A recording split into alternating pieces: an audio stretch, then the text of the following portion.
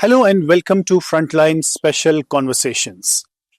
In this program, we have a guest with us, Mr. Waheed Parra, who is an MLA, member of Legislative Assembly from South Kashmir's Pulwama district. He has also been associated with the Youth PDP earlier, and then he has also faced some legal battles.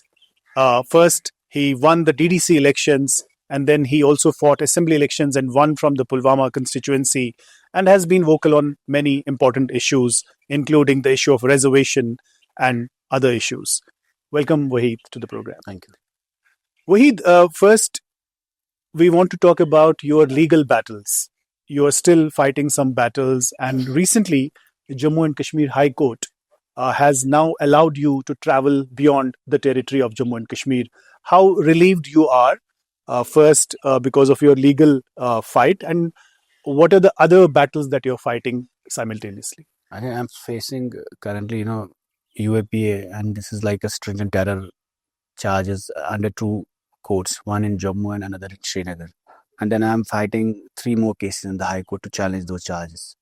So we are hearing a lot about the misuse of UAPA in state of Jammu and Kashmir and the rest of the India with minorities and young people from Umar Khalid, Shajil Imam to other young people in Jammu and Kashmir who have been detained under stringent laws.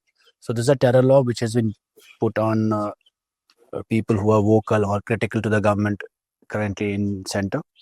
And even if you're bailed out, even if you're out on bail or your charges are not framed, the law in itself has been made so tough that the process itself is a huge punishment to you.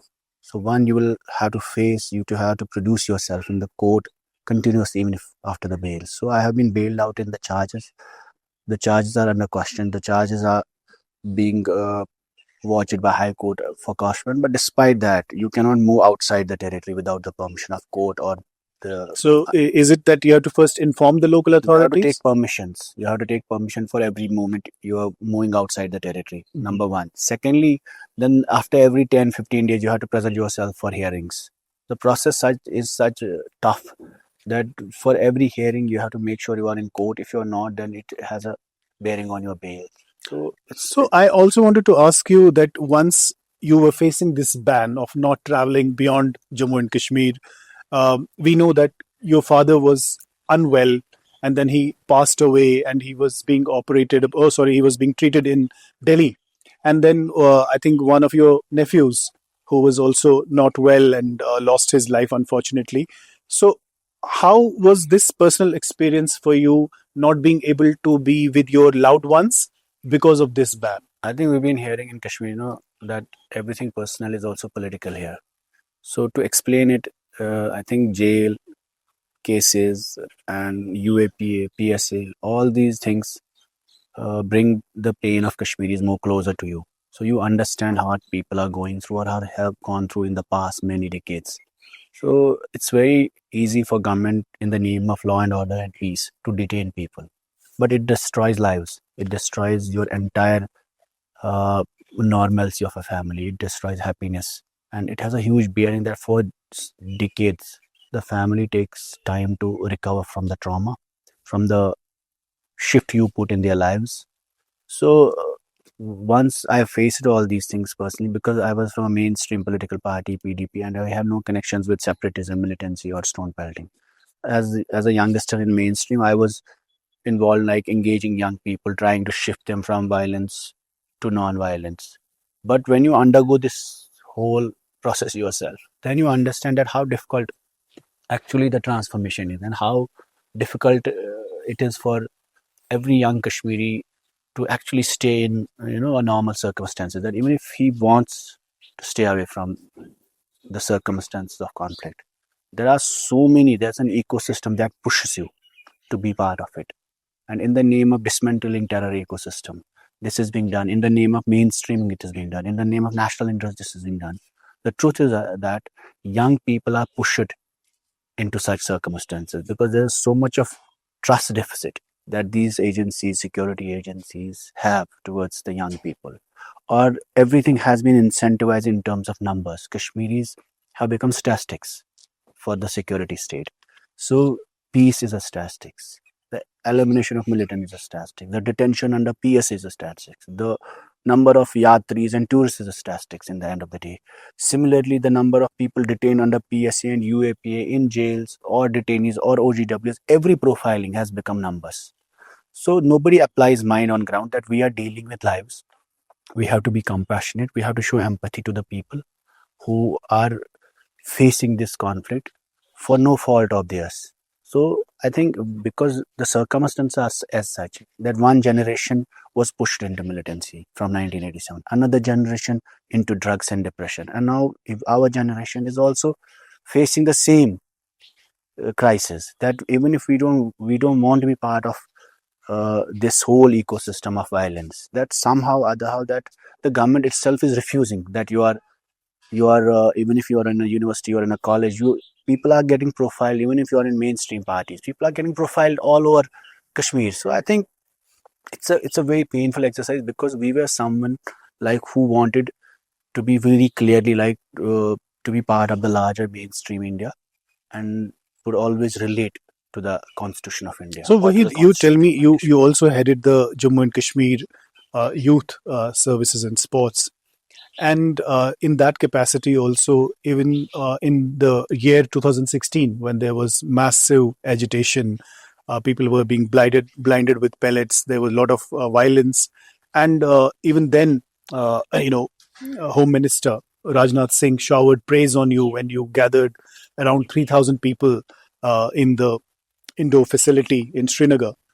And then, being a unionist politician from the word go, from the start, how was your jail experience? What did it do to you, your psyche, and what did you face during your jail term?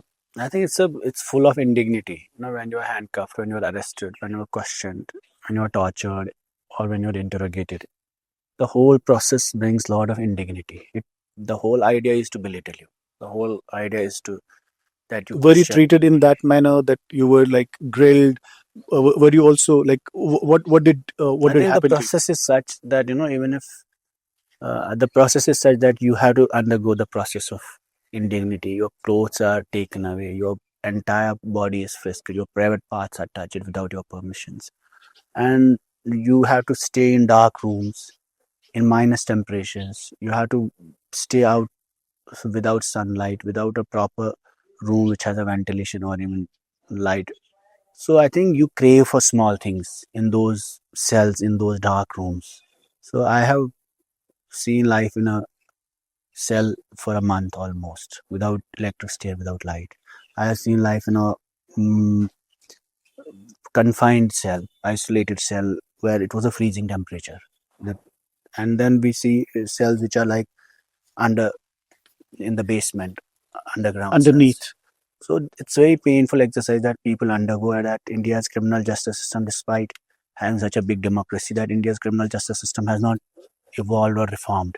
That even if, let's say, assume there's a problem in Kashmir or Northeast or any part of the country, but since the Constitution says we're all citizens of India and we have rights within the Constitution, I think the whole criminal justice system should have been very empathetic and compassionate towards accused people.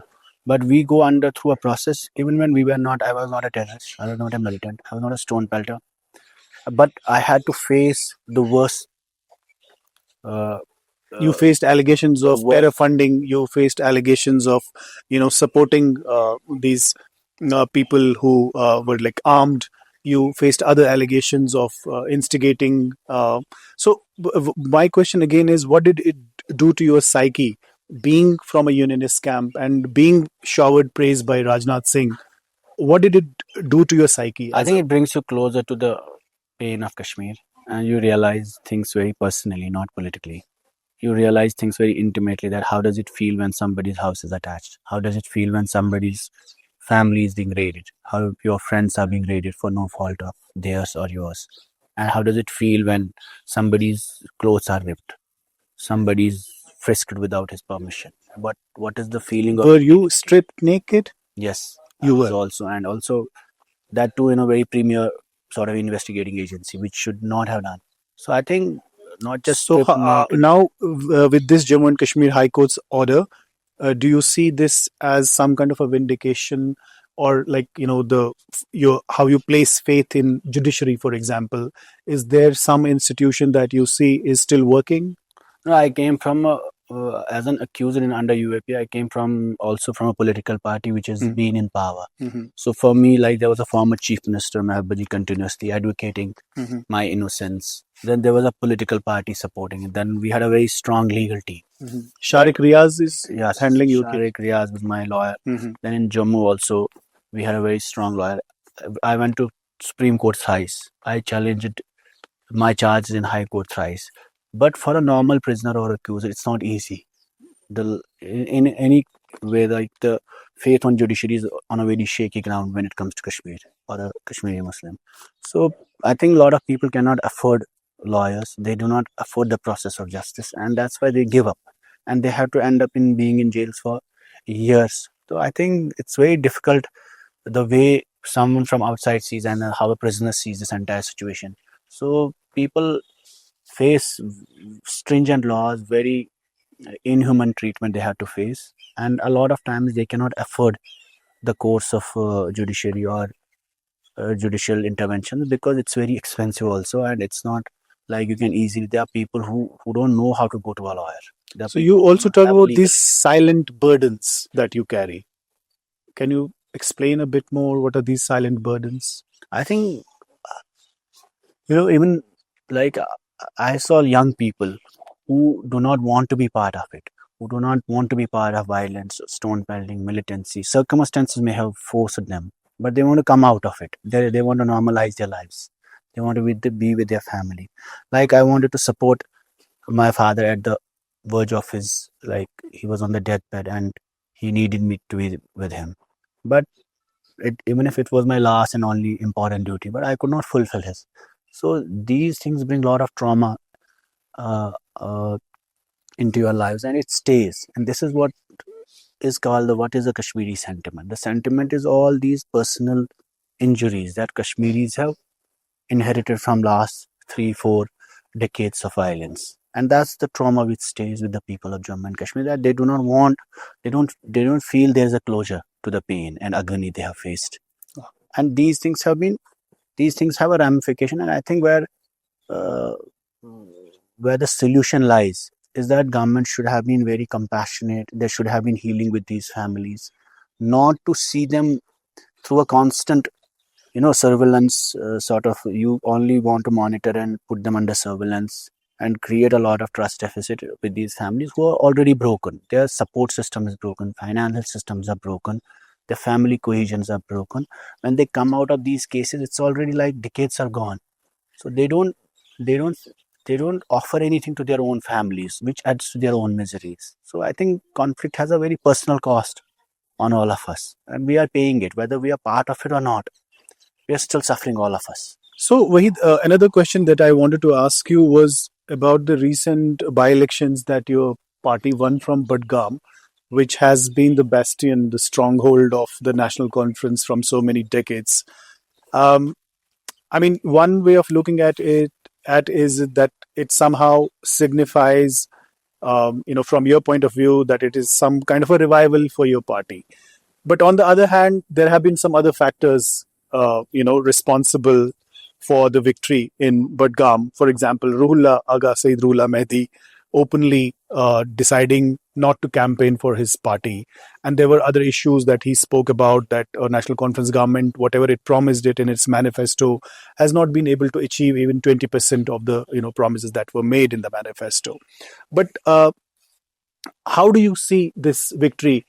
Are you sure that this is kind of a revival for your party, or you also agree with that there are multiple factors involved? I think there are definitely multiple factors, but one of the major reasons, if you look at Budgam elections, was also the promises that Umar Abdullah had made in his election, its manifesto, and the campaign was designed that we are going to resist whatever happened in the last 5 years. Not just the event of 5th August, but also the process of dispossession that started institutionally in last 5 years. So people came, and the vote for the first time became an act of resistance and also self-preservation for many of us. So people who never voted, from separatist mainstream to the militant families to normal people who used to stay away from the process of elections, decided to be part of mainstream this time. But I think somewhere 1 year of Umar Abdullah's governance has been there has been complete disappointment among the people in terms of whether political agenda is concerned or the development agenda is concerned. On governance front also, the government is not visible. On the governance front, like the chief minister did not visited Budgam in last 1 year. He had not executed even one project. He has not even executed 1 rupee from his own constituency development fund of the Budgam. So suddenly in the elections, you saw him again with 50 MLAs, with entire ministry asking for votes. I think somewhere people saw there was a disconnect, and it was also a referendum on his 1 year of governance, 1 year of popularity and delivery. Somewhere, even if you look at the electricity part, it's in the worst phase today in Jammu and Kashmir. The education department is suffering immensely. Then the development wise, if you look, Budgam continues to be the most underdeveloped areas when it's more closer to Srinagar. Similarly, on electricity or drinking water, the services could not improve in last 1 year, even despite being the chief minister's own constituency. But Waheed, isn't there criticism, genuine criticism on your party as well? Right now, all your spokespersons or party leaders seem to be talking a lot about media freedom, talking a lot about civil liberties, talking a lot about these basic developmental issues, or accusing NC, for example, of making the BJP happy. But your party was in an alliance with the BJP. A newspaper was banned during your government, Kashmir Reader, in 2016. There have been other human rights violations also. A leading human rights defender was also arrested. And also, how do you see this? Is it a case of that once you are in opposition or once the NC is in opposition, they sing a different tune, and once the party is in power, they exactly do what they oppose while being in opposition? I think, to be honest, I won't say that we did not make mistakes, but two wrongs do not make a right. Absolutely, yeah. So, for example, we made some mistakes. That's why people decided to go for a one-sided mandate by choosing national conference. Sort of, you were punished for your mistakes. So people had to fix responsibility for the mistakes. So they gave a landslide mandate to Umar Abdullah with 50 assembly seats, which is huge. PDP had a mandate of 30 seats. Had PDP ever got a mandate of 50 seats, you would have seen how we would have been delivering on our agenda of alliance, or our manifesto, or our common minimum program, or our commitment to the people of Jammu and Kashmir. We came as a party in last 20 years with 16 seats.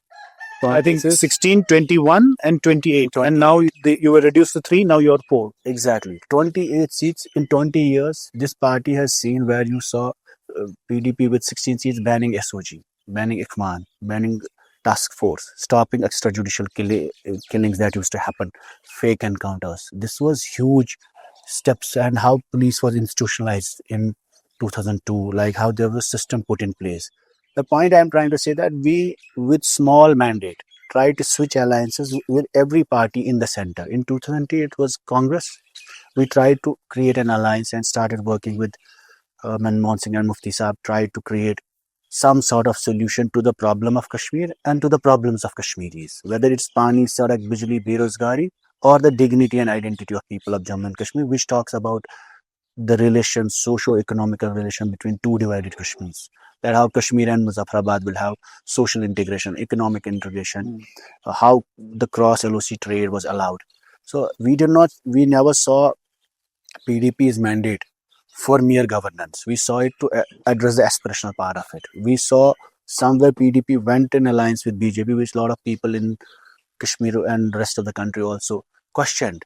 But the idea not other people, but one of your own, brother of Mehboob Mufti, called it a partnership in crime. I agree. A lot of people questioned it in Kashmir also. But the objective of alliance was what? It was not an alliance for governance only. It was not an alliance to get into power. We could have came to power, Mehboob or Mufti Sahib would have came to power by forming an alliance with NC and Congress. But what could have been the result of it? If you want to address the larger problem in Jammu and Kashmir, you have to accept the clear stakeholders. The stakeholders, yes, definitely people of Kashmir, definitely people of Jammu. At the same time, the government of India, the people of India. There's a huge constituency within the Indian population which has a right or left or different view on Kashmir. Even if Prime Minister Manmohan Singh wanted to address Kashmir, the external problems of Kashmir, he could not deliver because he lacked the legitimacy to do it. There was one person who could have actually initiated things that were pending on Kashmir issue, was Prime Minister Narendra Modi. And a lot of people in subcontinent thought about it. A lot of people in India thought that he is someone who can take a stand. And Mufti Saab actually thought that this person has the capability to decide on the pending issues, on the problems which were being ignored, sidelined, and this man has a capability to deliver on a lot of issues. The idea of alliance between PDP and BJP, if you look at the whole agenda of alliance, was clearly like addressing the Kashmir problem and the problems of Kashmiris. Pani, Sadak, Bijli, Berozgari, yes, definitely.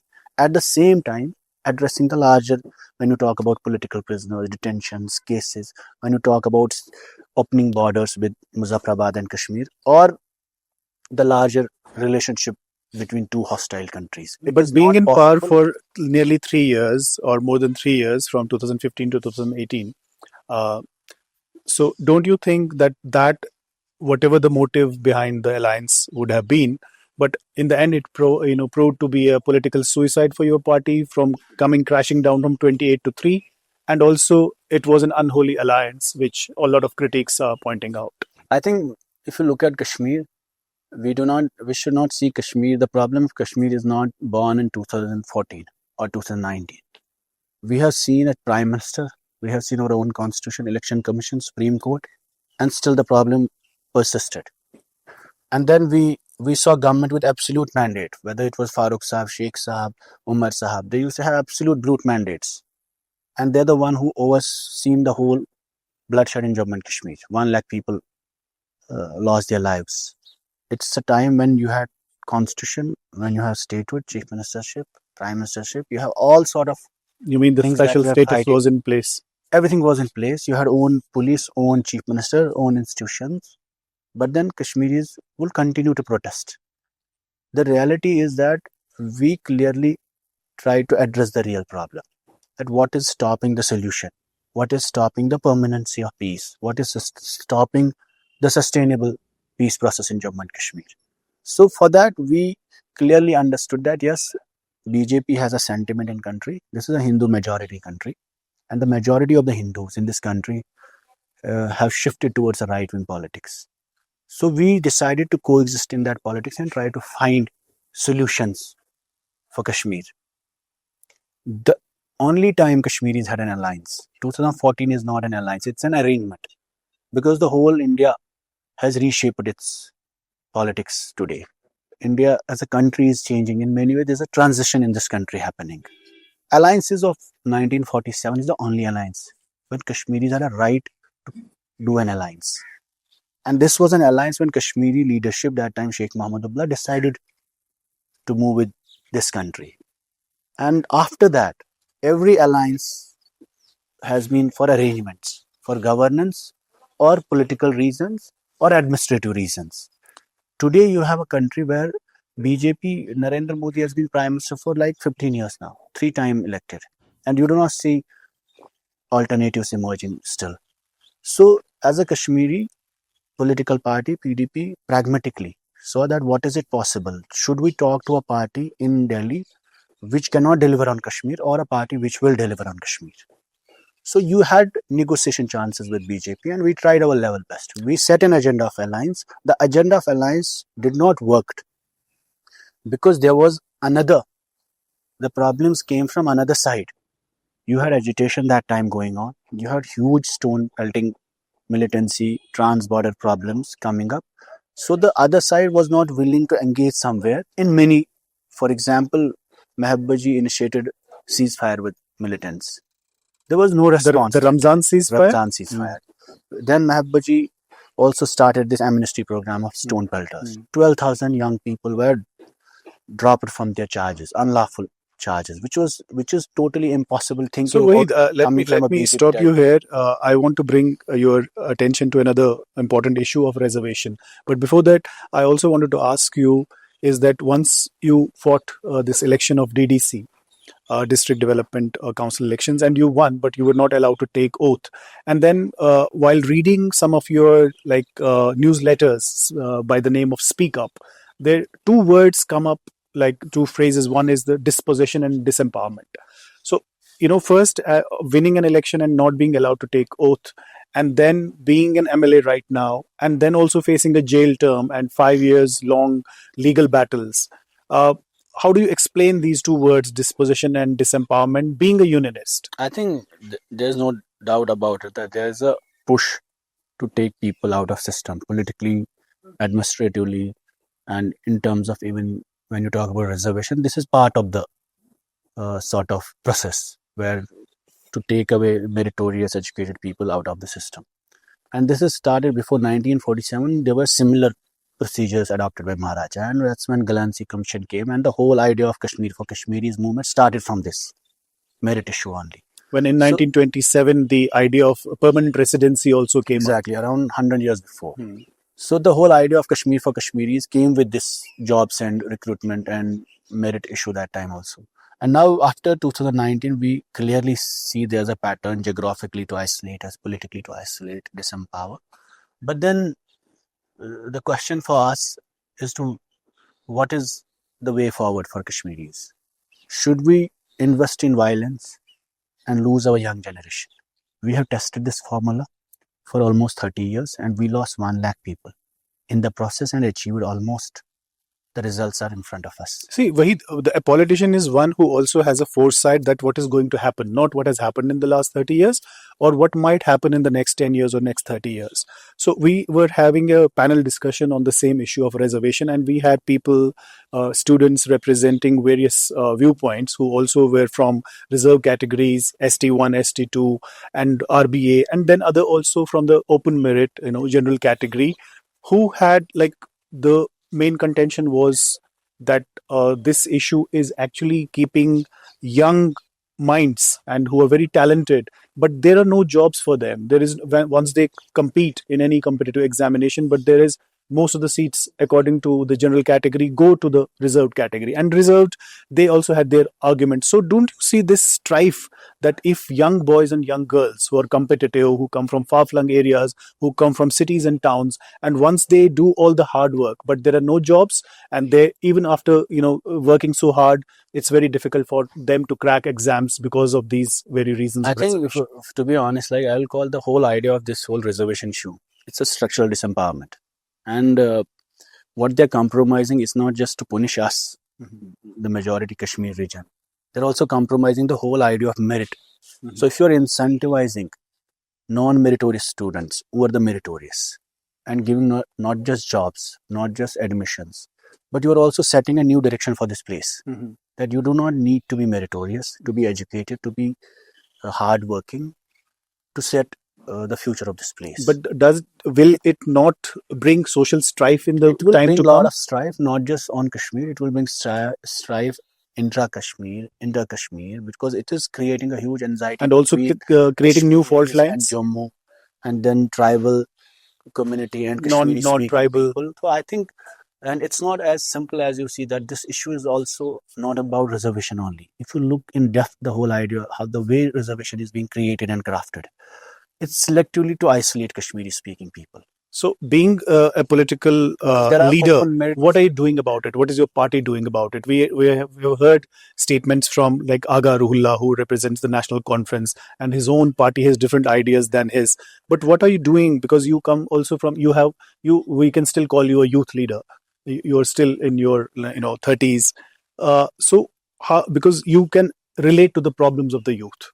They're jobless. They see no future for themselves. So what is your responsibility as a legislator, and what is your party doing about it, apart from the statements that you issue? I think one, we do not want to actually let BJP win in this whole narrative. That's why we are careful.